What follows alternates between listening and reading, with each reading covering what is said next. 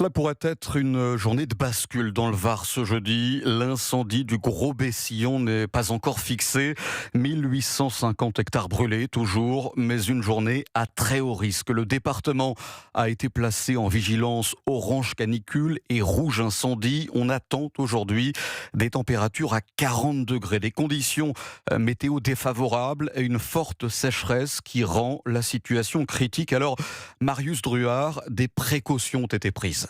Oui, dans le Var, 8 massifs sont totalement fermés pour la journée. 4 d'entre eux sont même classés en extrême vigilance. Il s'agit des massifs de la Sainte-Baume, du Haut-Var, des Maures et du Centre-Var, des lieux déjà lourdement touchés par les flammes au cours des derniers jours. Le commandant Vogel explique les détails de cette fermeture. Ça veut dire que l'accès à tous les massifs classés dans les zones rouges et extrêmes est totalement interdit. On ne fait pas de travaux qui pourraient générer tout départ de feu, des étincelles, donc du débroussaillement.